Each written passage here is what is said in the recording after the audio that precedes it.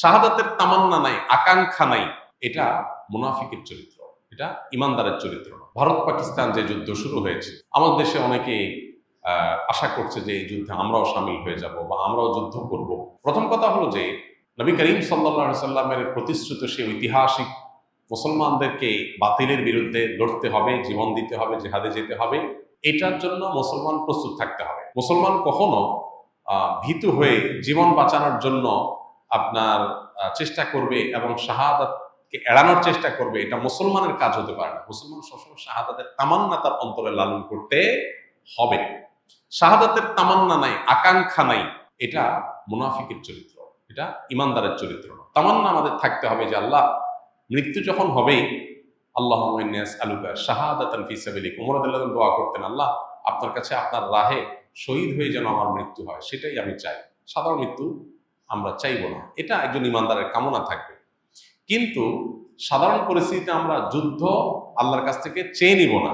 শাহাদাত চাওয়া আর যুদ্ধ চাওয়া এক জিনিস না। দেখেন, ওমর রাদিয়াল্লাহু তাআলা আনহু শহীদ হয়েছেন একজন অগ্নি পূজকের খঞ্জরের আঘাতে নামাজরত অবস্থায় তিনি মারা গেছেন, এবং শাহাদাতের মর্যাদা আল্লাহ তাকে দিবেন ইনশাআল্লাহ। অথচ তিনি কিন্তু কোনো লড়াইয়ে মারা যান নাই, এবং তিনি দোয়া করতেন, আল্লাহুম্মা ইন্নী আসআলুকা শাহাদাতান ফি সাবিলিক ওয়াল মাউতা ফি বিলাদি হাবিবিক, আল্লাহ আপনার রাহে শাহাদাতও চাই, আবার আপনার রাসূলের শহরে মৃত্যুও চাই। কেউ কেউ মনে করতে এটা সাংঘর্ষিক দোয়া। শাহাদাত তামান্না করলে তো জেহাদের ময়দানে যেতে হবে, কিন্তু মদিনায় তো জেহাদ চলে না, জেহাদ তো বাইরে চলে। আবার চাচ্ছেন মদিনায় মরতে, দুইটা কিভাবে হয়? আল্লাহ তাআলা দুইটাই দিয়েছেন, শাহাদাতের মর্যাদাও দিয়েছেন, আবার মদিনাতে মৃত্যুও দিয়েছেন। এই জন্য ইমানদার আল্লাহর কাছে দোয়া করার আছে, দোয়া করবে। তামান্না লালন করতে হবে, স্বপ্ন লালন করতে হবে, চেতনা ধারণ করতে হবে, নাহলে ইমানদার হতে পারবে না। সবই ঠিক আছে, কিন্তু সুস্থ স্বাভাবিক অবস্থায় যদি কেউ আল্লাহর কাছে যুদ্ধ চেয়ে নেয়, সেটা কিন্তু কাম্য না। নবী সাল্লাল্লাহু আলাইহি ওয়াসাল্লাম আল্লাহর কাছে আমাদেরকে নিরাপত্তা চাইতে বলেছেন, যুদ্ধ না। যুদ্ধ এসে গেলে করার জন্য প্রস্তুত থাকবো, তার জন্য প্রস্তুতি নিব, সবই ঠিক আছে। আলোচনা জারি রাখবো যাতে করে চেতনা শানিত থাকে, কিন্তু যেচে যুদ্ধ নিব না। আমরা আল্লাহর কাছে আমন, আফিয়া এবং সালামা এটা প্রত্যাশা করব। এবং সেই সাথে প্রতিটা এই জাতীয় বড় ঘটনা আমাদেরকে অনেক কিছু শেখায়, সেখান থেকে আমরা শিক্ষা গ্রহণ করব। আমরা সেখান থেকে বিভিন্ন ইবরত, বিভিন্ন শিক্ষা এটা গ্রহণ করে আমাদের জীবনকে আলোকিত করব, সমৃদ্ধ করব, ঈমানকে বাড়াবার চেষ্টা করব। এবং সেই সাথে মুসলমান হিসেবে অবশ্যই ইসলাম মুসলমানদের কল্যাণ, বিজয় এগুলো কামনা করব। সূরা রুম আমরা পড়ার চেষ্টা করতে পারি, যাদের সুযোগ আছে সূরা রুমের শুরুর আয়াতের তাফসীরটা পড়ে দেখতে পারি।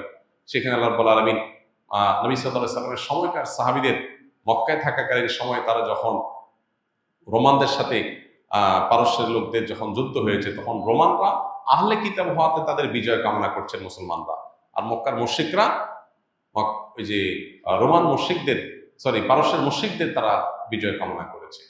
তো এই যে মুসলমানরা নিজের মুসলিম ভাইও না, তারপরেও শুধুমাত্র আহলে কিতাব হওয়ার কারণে মুশরিকদের চাইতে কাছাকাছি আদর্শিকভাবে অবস্থান, সেই কারণে সমর্থন করার বিষয়টা সাহাবীদের মধ্যে দেখা গেছে, এবং আল্লাহ তাআলা সেটাকে অ্যাপ্রিসিয়েট করেছেন। এখান থেকে বোঝা গেছে যে কোনো যুদ্ধ বিগ্রহ, যে কোনো ঘটনায় দিন শেষে মুসলমান এবং ইসলামের কল্যাণকামী হবে, বিজয় প্রত্যাশী হবে, তার জন্য দোয়া করবে, তার জন্য সচেষ্ট থাকবে। সেটা তো অবশ্যই ঈমানের দাবি, সেটা আমাদের করতে হবে। আল্লাহ আমাদেরকে, আমাদের প্রিয় স্বদেশকে নিরাপদ রাখুন, গোটা বিশ্বকে আল্লাহ নিরাপদ রাখুন। সকল প্রকার জুলুমের আল্লাহ তাআলা অবসান ঘটিয়ে দিন। মুসলমানদের উপরে যে সমস্ত জুলুম চলছে সারা বিশ্বব্যাপী, কোনো কিছু না করে মুসলমানরা দোষী প্রমাণ হওয়ার আগে মুসলমানদের দেশের উপর আক্রমণ, এই জিনিসগুলো থেকে আল্লাহ তাআলা আমাদের মুসলমানদেরকে হেফাজত করুন। আমাদের শক্তিমত্তাকে আল্লাহ তাআলা বৃদ্ধি করে দেন, বাড়িয়ে দিন। মুসলমান এবং অমুসলমানদের মধ্যে কোনো সংঘাত বা যুদ্ধ সংঘটিত হলে একজন মুসলমান হিসেবে আমাদের কোন পক্ষে থাকা উচিত বা করণীয় কি, এটা তো বলার অপেক্ষা রাখে না, প্রশ্ন করার অপেক্ষা রাখে না। একজন মুসলিম অবশ্যই মুসলমানের পক্ষ অবলম্বন করবেন যতক্ষণ পর্যন্ত মুসলমান জুলুম না করবে। মুসলমান যদি জুলুম করে তাহলে তার পক্ষে মুসলমান থাকবে না, কিন্তু মুসলমান যদি মাজলুম হয় বা মুসলমানের উপরে যদি জুলুম করা হয়, তাহলে অবশ্যই একজন মুসলমান সেই মুসলমানের পক্ষে থাকবে না। সাধারণ অবস্থাতে একজন মুসলমান অবশ্যই মুসলমানের পক্ষে অবলম্বন করতে হবে, এটা তার ঈমানের দাবি। আল হুব্বুলিল্লাহ ওয়াল বুগদুলিল্লাহ, আল্লাহর জন্য ভালোবাসা, আল্লাহর জন্য বৈরিতা, এটা না থাকলে ঈমান থাকবে না, এটা আমাদের মাথায় রাখতে হবে। অতএব পৃথিবীর যে কোনো প্রান্তে মুসলমান আক্রান্ত হলে আমাদের মুসলমানদের পরস্পরের প্রতি সহমর্মিতা হতে হবে, একটা দেহের মতো। নবী সাল্লাল্লাহু আলাইহি ওয়াসাল্লাম বলেছেন, মাসালুল মুমিনিনা ফি তাওয়াদ্দুহিম ওয়া তারাহুমিহিম ওয়া তাআতুফিহিম কামাসালিল জাসাদ, সমস্ত মুসলমানদের পরস্পরের সহমর্মিতা, তাদের পরস্পরের প্রতি আন্তরিকতা, এগুলোর ক্ষেত্রে তারা একটা দেহের মতো। একটা দেহের এক অংশ যেরকম কষ্ট পেলে অন্য অংশ সেটাকে অনুভব করে, পুরো শরীরে সেটাকে কষ্ট অনুভব করে, ঠিক একইভাবে মুসলমানরা কোথাও আক্রান্ত হলে আমরা সবাই কষ্ট অনুভব করব, তাদের বিজয়ে আমরা খুশি হব। এটা আমাদের ইমানের দাবি, এটা ইমানের পাঠ। এখানে যদি আমরা অতি উদার হতে যাই, হ্যাঁ, এখানে যদি আমরা ধর্মের গণ্ডির ঊর্ধ্বে উঠে তথাকথিত মানবিক হতে যাই, তাহলে সেক্ষেত্রে কোনো কোনো ক্ষেত্রে ধর্ম থেকে, দিন থেকে, ইমান থেকে খারিজ হওয়ার আশঙ্কা আছে। এই বিষয়টা আমাদের মাথায় রাখতে হবে। আস সুন্নাহ ফাউন্ডেশন, উম্মার স্বার্থে সুন্নাহর সাথে।